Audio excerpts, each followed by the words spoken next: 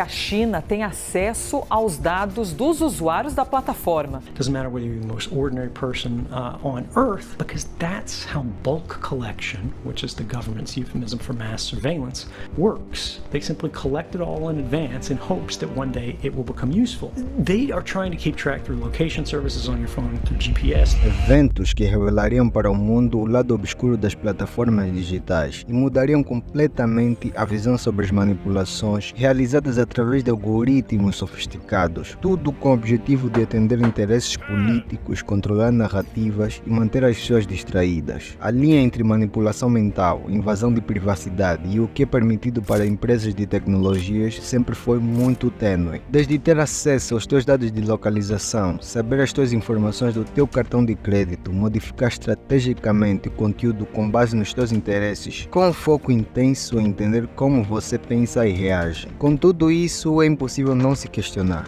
Por quê? Porque existe essa busca incessante por dados de todos os usuários, pelos conteúdos das tuas mensagens e até a tua localização. Por trás de tudo isso, há algo que raramente é falado, e aqueles que tentam expor esses fatos enfrentam severas consequências. Mas eu estou disposto a enfrentar isso, trazendo à tona segredos e histórias que escapam a olhos comuns. Uma história que começou muito antes da própria internet, e uma guerra silenciosa entre potências globais.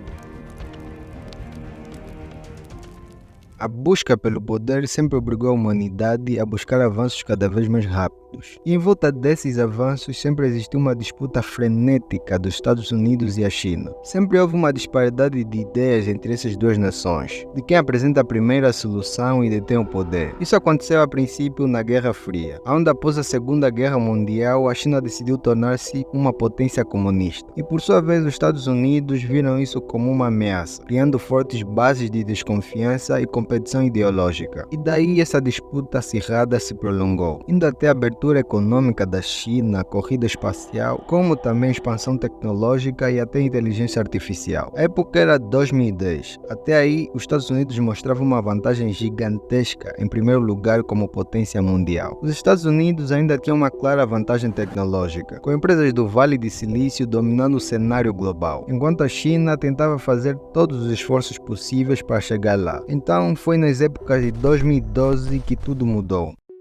E foi aí que o empreendedor chinês deu início a um projeto ambicioso, um aplicativo que permitia a criação e compartilhamento de vídeos curtos com músicas, inicialmente chamado Douyin, e mais tarde conhecido como TikTok no Ocidente. O TikTok se tornaria um símbolo da nova onda tecnológica chinesa, com algoritmos avançados de recomendação e um enorme apelo entre os jovens, ameaçando assim o domínio americano em redes sociais. O aplicativo era tão revolucionário que os metadados recolhidos pelo algoritmo, baseado no sistema de aprendizado inteligente, eram tão precisos que o tempo que as pessoas gastavam consumindo os conteúdos no aplicativo já era até preocupante. O TikTok foi como uma festa incrível, onde todo mundo queria estar. Desde o começo, a empresa investiu pesado para fazer com que o aplicativo fosse o lugar mais divertido e viciante possível para estar. Eles trouxeram influenciadores de outras redes sociais, lançaram campanhas publicitárias gigantescas, criaram uma série de desafios e tendências virais. É como se eles tivessem contratado amigos legais, para garantir que todo mundo estivesse falando sobre o TikTok e nunca quisessem sair dali. Mas o segredo estava onde ninguém podia imaginar: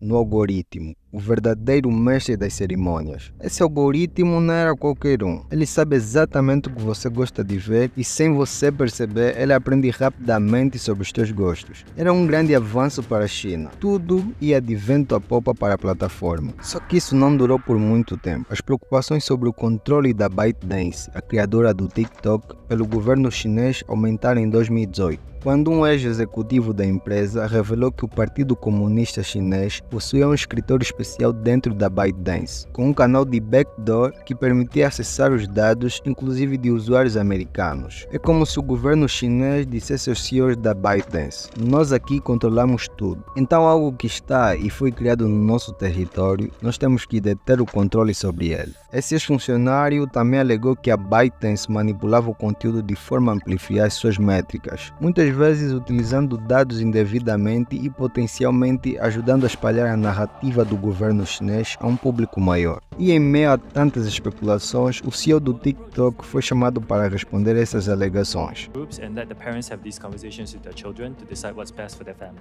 So you think that there is a sufficient safety mechanism for an 8-year-old to be able to access TikTok?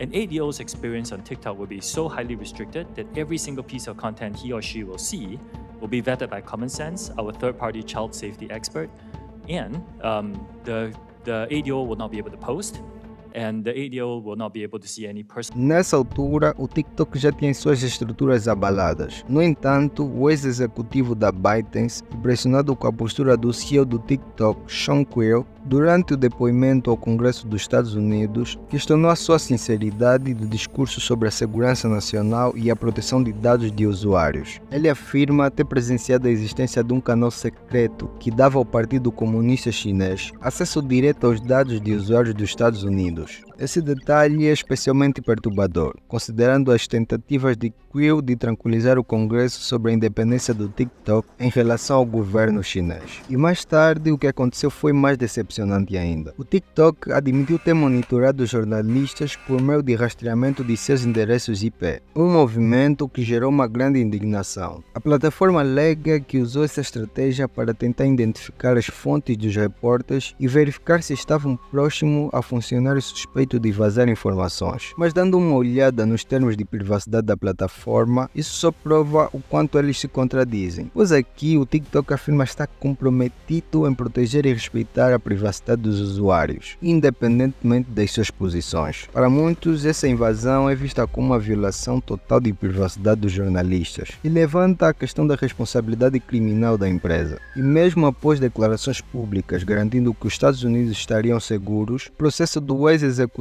afirma que o comitê PCC continua a ter acesso supremo a todos os dados da empresa, incluindo aqueles armazenados nos Estados Unidos. E embora tenham limitado acesso aos engenheiros individuais, o comitê chinês ainda retinha esse poder, revelando uma conexão permanente e preocupante, coisa que a ByteDance e o TikTok emitiram negações categóricas quando foram questionados relacionados a isso. Mas isso levanta uma outra questão. O TikTok não é a única plataforma que faz a recolha dos dados dos usuários como os seus gostos a fim de aprimorar o algoritmo. Pois é, mas ao que parece o TikTok deixa mais a desejar, porque em situações que eles utilizam do próprio poder para invadir a privacidade de usuários em prol do partido chinês, nada indica que eles não podem fazer isso com muitas das demais pessoas a nível do mundo. Como por exemplo, além das informações que o TikTok recolhe da interação com a plataforma, ele também recolhe dados como vídeos e imagens e muitas mais coisas que constam na área de transferência do teu telefone e de forma automática, sem o teu consentimento. Todas as informações do teu cartão de crédito. Quando me refiro a todas,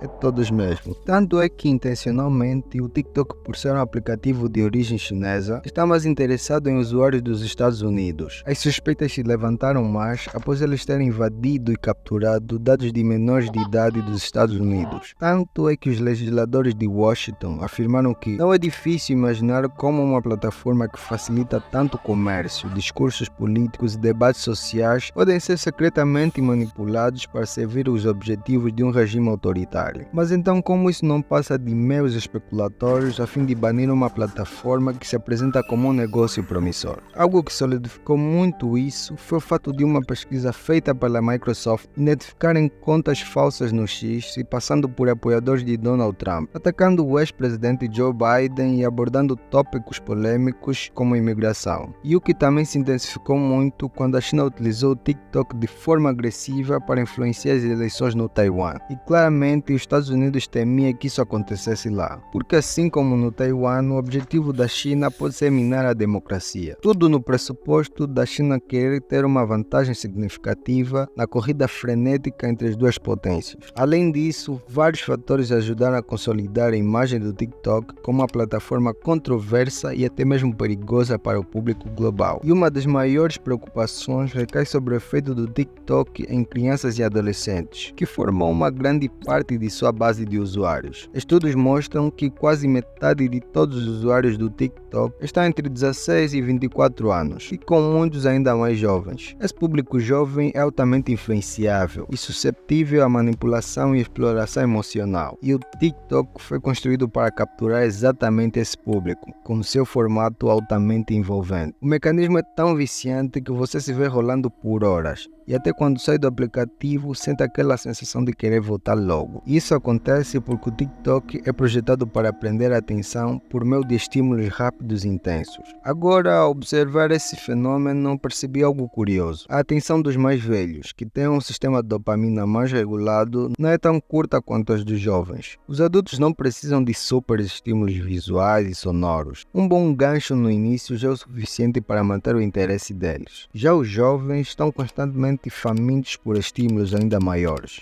Isso explica porque alguém viciado em dopamina provavelmente não se interessaria por um vídeo mais calmo ou com menos edição, enquanto o adulto ainda conseguiria assisti-lo sem problemas. Essa busca incessante de estímulos está ligada à energia e à inquietação típica dos jovens. Eles consomem conteúdos de forma voraz, que também parece contribuir para o aumento de casos de ansiedade. É como se você estivesse sempre com uma sede que nunca é saciada, algo que nem uma garrafa de água do tamanho certo conseguiria saciar. Perceba que a mesma fome insaciável que você sente em consumir conteúdo rápido no TikTok pode refletir a vida real. Você talvez busque gratificações instantâneas em várias áreas, como querer experiências mais intensas, seja na comida ou seja na forma como busca novas experiências. For 11 seconds. Eu mesmo percebi isso quando consumia muito TikTok. Mal conseguia assistir os vídeos calmos de reflexões, mesmo que abordassem temas de interesse para mim, porque o ritmo não era rápido o suficiente. Mas então, depois de 5 meses longe do TikTok, comecei a assistir vídeos de conteúdos mais calmos e fui percebendo que já não me sentia entediado. E isso mostra o impacto da plataforma sobre como percebemos e consumimos conteúdo em geral. E os vídeos do TikTok são uma verdadeira distorção da realidade. Quando você vê um criador, por exemplo, que passou 30 dias tentando entrar em contato com uma celebridade ou conseguir uma passagem de avião gratuita, o estágio sempre quase um final feliz, como se ele tivesse alcançado o objetivo facilmente. Esses vídeos te fazem pensar: nossa, foi tão simples. Mas o problema está aí. Eles acabam distorcendo a tua atenção sobre o esforço necessário para alcançar algo assim. E como tudo na vida, cada história tem dois lados. Você pode escolher acreditar que tudo isso é apenas uma teoria da conspiração, ou aceitar que sim, existem grandes interesses envolvidos sutilmente por trás, buscando interferências no que pensamos e fazemos. É uma manipulação bem pensada, feita por especialistas que entendem bem da mente humana, o suficiente para te levar a tomar decisões sem mesmo você perceber, seja adotar uma ideia ou comprar um produto. A verdade é que muito de nós não notamos esses truques, porque estamos distraídos demais. O mundo é composto por pessoas que compreendem como a nossa atenção funciona, nos levando até mesmo a comprar coisas que nem valem a pena. Se você quiser entender mais do que eu estou falando, vai nesse vídeo agora. Eu sou o Rico e é assim que eu entendo o mundo.